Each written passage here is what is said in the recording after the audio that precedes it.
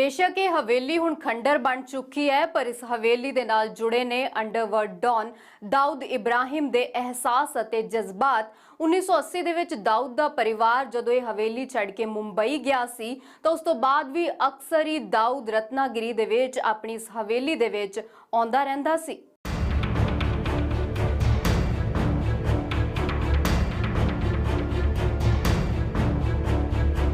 कंधा ते पईयां तरेड़ा, छत्ता ते जम्मी काई, रुख झाड़िया दे दरमियान एक जर्जर इमारत, पर इस खस्ता हाल हवेली नाल भावुक रिश्ता है चमकदार महलां च रहन वाले दाऊद इब्राहिम दा। दाऊद दा परिवार 1980 तक इस हवेली च ही रहा। दाऊद दे पूर्वज दादा परदादा इसे हवेली च रहिंदे सन। दाऊद के पिता दी मुंबई पुलिस च नौकरी लगन तो बाद जदों रत्नागिरी तो मुंबई शिफ्ट होए, उस तो बाद भी अक्सर रत्नागिरी दी अपनी इस हवेली च आउंदे रहिंदे सन।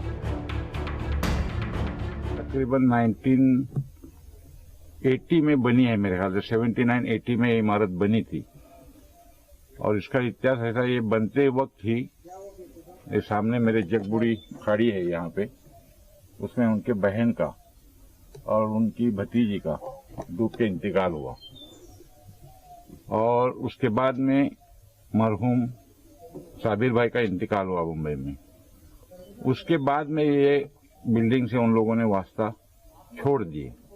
कभी कभार 2 महीने में, 3 महीने में, 2 दिन के लिए, 4 दिन के लिए वो लोग आते थे। लेकिन मेरे ख्याल से या मेरे अंदाज से 1986 से ये बिल्कुल वीरान पड़ी हुई है। दाऊद यहाँ पर आखिरी बार कब आए? वो शायद 82-83, उसके बाद नहीं आए यहाँ पे। उनके जो दाऊद भाई के जो अब्बा थे इब्राहिम अली कास्कर, ये बॉम्बे पुलिस में सर्विस में थे और पूरी परिवार लेके वो मुंबई में रहते थे। परिवार दे मुंबई जान तो बाद भी इस हवेली च दाऊद दी भैन अपने परिवार नाल रहिंदी, पर हवेली दे नेड़े एक खड्ड च डिग्गण कारण दाऊद दी भैन ते भतीजी दी मौत हो गई ते उदों तो इस हवेली च कोई नहीं रहिंदा। आज ये घर एक खंडहर में तब्दील हो चुका है, लेकिन किसी वक्त में इस हवेली में दाऊद अपने पूरे परिवार के साथ रहता था, अपने माता पिता भाई बहनों के साथ। दादा परदादा भी उसके यहीं पर रहते थे। दाऊद इब्राहिम के पिता इब्राहिम अली कास्कर की जब मुंबई पुलिस में नौकरी लग गई तो उसके बाद में वो अपने परिवार के साथ मुंबई शिफ्ट हो गए। मुंबई के पाकमुड़िया स्ट्रीट में वो बस गए, वहां पर वो अपने परिवार के साथ रहने लगे और उसके बाद से यहाँ पर उनका आना जाना कम हो गया। गांव के लोग बताते हैं कि 80 की दशक के शुरुआत में दाऊद यहाँ पर अक्सर आया जाया करता था और उसके बाद उसकी 4 बहनों में से एक बहन यहाँ पर रहा करती थी। लेकिन यहाँ से पास ही में एक खाड़ी है जिसमें कि उसकी बहन और उसकी भतीजी की डूबने से मौत हो गई और उसके बाद से ये पूरा घर, ये हवेली वीरान पड़ी हुई है। कई दहाकिया तो हवेली खाली पई है। 2 मंजिला हवेली च हर मंजिल ते एक हॉल है ते कई कमरे। हालांकि उन डॉन दी तरह इस हवेली दी हालत बेहद खराब है। कंधा तो लेके छत्ता तक सब नुकसानिया गया है। हवेली के खंभों और दीवारों पर दरारें आ चुकी हैं। जगह जगह पर हवेली में बेलें आ गई हैं, पौधे उगाए हैं और इस हवेली की तमाम दीवारों को गांव के बच्चों ने ग्रेफिटी से भर दिया है। हवेली को देखकर ऐसा लगता ही नहीं कि ये इतने बड़े अंडरवर्ल्ड डॉन दाऊद इब्राहिम का घर है। अब इस नीलामी के जरिए ऐसा नहीं है कि दाऊद इब्राहिम को आर्थिक तौर पर ठेस पहुंचाने की कोशिश की जा रही है, उसका आर्थिक नुकसान करने की कोशिश की जा रही है। इसके पीछे माना यह जा रहा है कि ये एक प्रतीकात्मक कार्रवाई होगी। दाऊद इब्राहिम कास्कर अंडरवर्ल्ड दी दुनिया दा बेताज बादशाह ते भारत दा सब तो वड्डा दुश्मन। फोर्ब्स मैगजीन दी रिपोर्ट दे मुताबिक दाऊद दे कोल 650 करोड़ डॉलर तो भी वध दी जायदाद है। दाऊद नूं दुनिया दे टॉप 10 अमीर डॉन दी लिस्ट च भी शामिल किया गया सी। काले कारोबारां नाल कमाई करोड़ां दी जायदाद ते सरकारी स्ट्राइक भी हुंदी रही है। भारत तो इलावा कुछ साल पहला ब्रिटेन च 4000 करोड़ की जायदाद जब्त हुई। ਬ੍ਰਿਟੇਨ ਦੇ ਮਿਡਲੈਂਡ 'ਚ 21 ਥਾਵਾਂ ਤੇ ਦਾਊਦ ਦੀ ਜਾਇਦਾਦ ਜ਼ਬਤ ਕੀਤੀ ਗਈ ਸੀ। ਹੋਟਲ, ਘਰ, ਦੁਕਾਨ ਸਭ ਜ਼ਬਤ ਹੋ ਗਿਆ ਸੀ।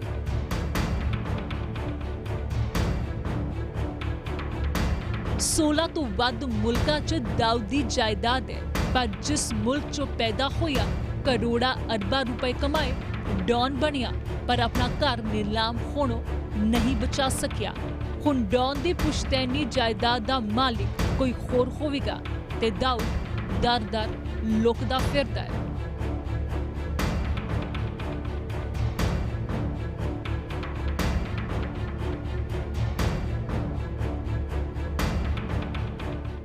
ਸਾਂਝਾ ਸਪੈਸ਼ਲ ਦੇ ਵਿੱਚ ਇੱਥੇ ਰੁਕਦੇ, ਖੋਟ ਛੋੜ ਜੇ ਬ੍ਰੇਕ ਦੇ ਲਈ। ਬ੍ਰੇਕ ਦੇ ਉਸ ਪਾਰ ਦਿਖਾਵਾਂਗੇ ਕਿ ਕਿਵੇਂ ਦਾਊਦ ਇਬਰਾਹਿਮ ਬਣਿਆ underworld Don.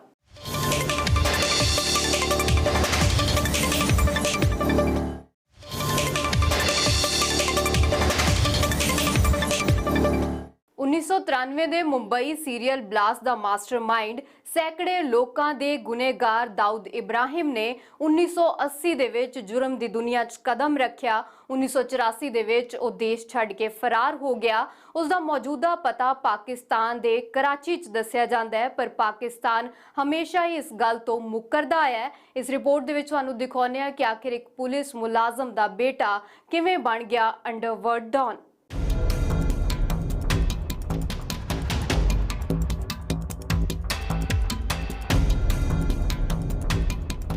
Underworld Don, most wanted, ਕਈਆਂ ਦਾ ਗੁਨਾਹਗਾਰ ਦਾਊਦ ਇਬਰਾਹਿਮ 27 ਸਾਲ ਪਹਿਲਾਂ ਭਾਰਤ ਦਾ ਮੋਸਟ ਵਾਂਟਡ ਬਣਿਆ।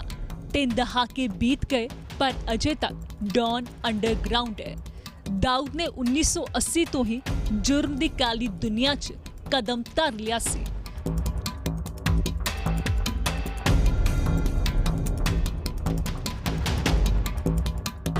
उन्नीस सौ 84 ਚ ਉਹ ਦੁਬਈ ਚਲਾ ਗਿਆ, ਪਰ 1993 ਚ ਮੁੰਬਈ ਚ ਹੋਏ ਸੀਰੀਅਲ ਬਲਾਸਟ ਤੋਂ ਬਾਅਦ ਦਾਊਦ ਸੁਰਖੀਆਂ ਚ ਆਇਆ।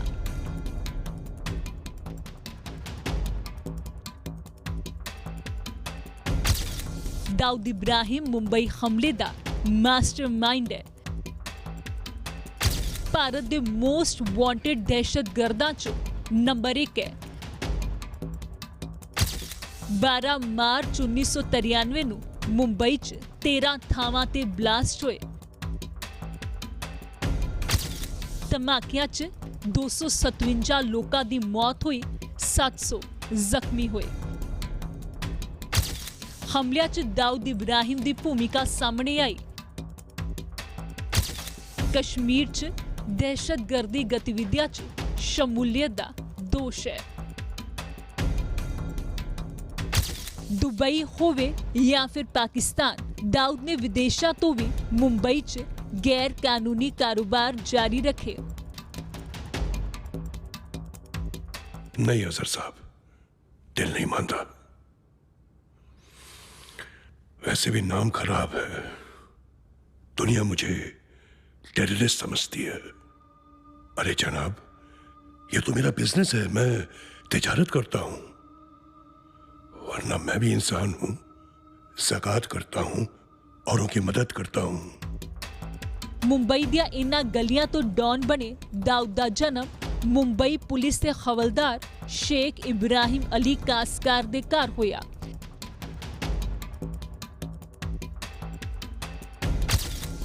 ਦਾਊਦ ਇਬਰਾਹਿਮ ਦਾ ਅਸਲ ਨਾਮ ਸ਼ੇਖ ਦਾਊਦ ਇਬਰਾਹਿਮ ਕਾਸਕਰ ਹੈ।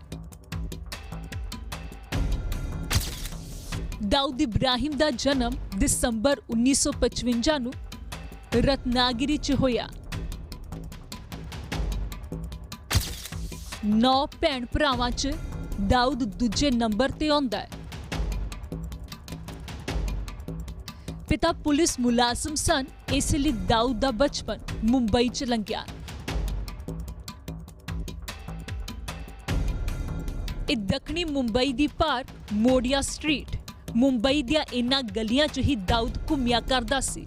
ਇਨ੍ਹਾਂ ਗਲੀਆਂ 'ਚ ਹੀ ਦਾਊਦ ਨੇ ਗੁਨਾਹ ਦੀ ਆਪਣੀ ਦੁਨੀਆ ਵਸਾਉਣੀ ਸ਼ੁਰੂ ਕੀਤੀ ਸੀ। ਦਾਊਦ ਤਾਂ ਦੁਬਈ ਚਲਾ ਗਿਆ, ਪਰ ਉਸ ਵੇਲੇ ਵੀ ਦਾਊਦ ਦੇ ਪਰਿਵਾਰ ਦੇ ਕਈ ਲੋਕ ਇੱਥੇ ਹੀ ਰਹਿੰਦੇ ਸਨ। ਉਸ ਦੇ ਮਾਪੇ ਤੇ ਭਰਾ ਨੂਰਾ ਲੰਬੇ ਵੇਲੇ ਤੱਕ ਇਸੇ ਗਲੀ 'ਚ ਇਸੇ ਘਰ 'ਚ ਰਹਿੰਦੇ ਰਹੇ। ਇੱਥੇ ਕਦੇ ਦਾਊਦ ਦੇ ਜਲਵੇ ਹੋਇਆ ਕਰਦੇ ਸਨ। ਦਾਊਦ ਦੀ ਪੁਰਾਣੀ ਰਿਹਾਇਸ਼ ਮੁਸਾਫਿਰਖਾਨਾ ਵੀ ਇਸੇ ਚੌਲ 'ਚ ਸੀ। ਇਸ ਚੌਲ 'ਚ 2 ਕਮਰਿਆਂ ਦਾ ਛੋਟਾ ਜਿਹਾ ਮਕਾਨ ਹੁੰਦਾ ਸੀ ਜੋ ਦਾਊਦ ਦੇ ਪਿਤਾ ਇਬਰਾਹਿਮ ਅਲੀ ਕਾਸਕਰ ਨੇ ਖਰੀਦਿਆ ਸੀ। 7 ਸਾਲ ਦੀ ਉਮਰ ਤੋਂ ਦਾਊਦ ਇੱਥੇ ਰਿਹਾ ਤੇ 1984 'ਚ ਦੁਬਈ ਭੱਜਣ ਤੱਕ ਇੱਥੇ ਹੀ ਰਹਿੰਦਾ ਸੀ ਤੇ ਇੱਥੋਂ ਹੀ ਆਪਣਾ ਧੰਦਾ ਚਲਾਉਂਦਾ ਸੀ। ਮੁੰਬਈ 'ਚ 80 ਦੇ ਦਹਾਕੇ 'ਚ ਕਰੀਮ ਲਾਲਾ ਗੈਂਗ ਦਾ ਰਾਜ ਸੀ। ਦਾਊਦ ਨੇ ਕਰੀਮ ਲਾਲਾ ਗੈਂਗ ਲਈ ਵੀ ਕੰਮ ਕੀਤਾ। ਡੋਗਰੀ ਇਲਾਕੇ 'ਚ ਚੋਰੀ ਡਕੈਤੀ ਲੁੱਟ ਕਰਦਾ ਸੀ ਦਾਊਦ। ਚੋਰੀ ਤੇ ਸਮਗਲਿੰਗ ਕਰਨ ਵਾਲਾ ਦਾਊਦ ਵੱਡਾ ਨਾਮ ਬਣ ਗਿਆ। ਫਿਲਮ ਫਾਈਨੈਂਸਿੰਗ ਤੇ ਸੱਟੇਬਾਜ਼ੀ ਦਾ ਧੰਦਾ ਵੀ ਦਾਊਦ ਨੇ ਕੀਤਾ। 1981 ਚ ਦਾਊਦ ਦੇ ਵੱਡੇ ਭਰਾ ਦਾ ਪਠਾਨ ਦਾਦਾ ਗੈਂਗ ਨੇ ਕਤਲ ਕੀਤਾ। ਹਾਜ਼ੀ ਮਸਤਾਨ ਦੀ ਗੈਂਗ 'ਚ ਦਾਊਦ ਸ਼ਾਮਿਲ ਹੋਇਆ। 1984 ਚ ਅੰਡਰਵਰਲਡ 'ਚ ਦਾਊਦ ਨੇ ਕਦਮ ਧਰਿਆ। 1985 ਚ ਦਾਊਦ ਨੇ ਪਠਾਨ ਨੂੰ ਮਾਰਿਆ ਤੇ ਉਸੇ ਸਾਲ ਹੀ ਦਾਊਦ ਨੇ ਵਿਦੇਸ਼ੀ ਹਥਿਆਰ ਖਰੀਦਣੇ ਸ਼ੁਰੂ ਕੀਤੇ। ਬਾਲੀਵੁੱਡ ਦੀਆਂ ਕਈ ਫਿਲਮਾਂ 'ਚ ਦਾਊਦ ਦਾ ਪੈਸਾ ਲੱਗੇ ਹੋਣ ਦੇ ਇਲਜ਼ਾਮ ਲੱਗੇ। ਦਾਊਦ ਦੀ ਛੋਟਾ ਰਾਜਾ ਨਾਲ ਦੋਸਤੀ ਵੀ ਕਾਫੀ ਮਸ਼ਹੂਰ ਸੀ। ਦੋਵੇਂ ਮਿਲ ਕੇ ਭਾਰਤ ਦੇ ਬਾਹਰ ਕੰਮ ਕਰਦੇ ਸਨ। ਮੁੰਬਈ ਤੋਂ ਦੁਬਈ ਦਰਮਿਆਨ ਦੋਵਾਂ ਦੇ ਗੁਨਾਹਾਂ ਦੀ ਚਰਚਾ ਹੁੰਦੀ, ਪਰ 1993 ਚ ਹੋਏ ਬਲਾਸਟ ਤੋਂ ਬਾਅਦ ਦੋਵਾਂ ਦੀ ਦੋਸਤੀ 'ਚ ਦਰਾੜ ਆ ਗਈ। ਦਾਊਦ ਨੇ ਪਾਕਿਸਤਾਨ 'ਚ ਰਹਿ ਕੇ ਵੀ ਭਾਰਤ 'ਚ ਜੁਰਮ ਜਾਰੀ ਰੱਖਿਆ। ਜੁਲਾਈ 2005 ਚ ਭਾਰਤੀ ਖੁਫੀਆ ਏਜੰਸੀਆਂ ਨੇ ਦਾਊਦ ਇਬਰਾਹਿਮ ਨੂੰ ਉਸੇ ਠਿਕਾਣੇ 'ਚ ਵੜ ਕੇ ਮਾਰਨ ਦੀ ਯੋਜਨਾ ਬਣਾਈ, ਪਰ ਇਹ ਤਰਕੀਬ ਫੇਲ ਹੋ ਗਈ। ਰਿਪੋਰਟ ਦੇ ਮੁਤਾਬਿਕ ਦਾਊਦ ਦੇ ਕਈ ਨਾਮ ਤੇ ਕਈ ਪਹਿਚਾਨਾਂ ਨੇ।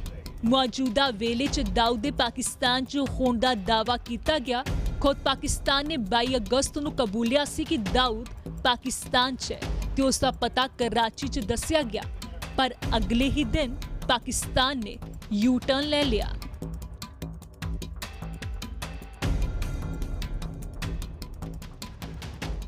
ਸਾਂਝਾ ਸਪੈਸ਼ਲ ਦੇ ਵਿੱਚ ਅੱਜ ਦੇ ਲਈ ਇੰਨਾ ਹੀ। ਮੈਨੂੰ ਦਿਓ ਇਜਾਜ਼ਤ, ਪਰ ਫਰੰਟ ਫੁੱਟ ਦੇ ਵਿੱਚ ਦੇਖਣਾ ਨਾ ਭੁੱਲਣਾ ਕਿ ਕਿਸਾਨ ਅੰਦੋਲਨ ਤੋਂ ਬਾਅਦ ਕੇਂਦਰ ਸਰਕਾਰ ਵੱਲੋਂ ਲਏ ਗਏ ਫੈਸਲਿਆਂ ਦਾ ਪੰਜਾਬ ਤੇ ਕੀ ਪਿਆ ਅਸਰ ਅਤੇ ਅਮਰੀਕਾ ਚੋਣਾਂ ਨਾਲ ਜੁੜੀ ਵੀ ਹਰ ਖਬਰ।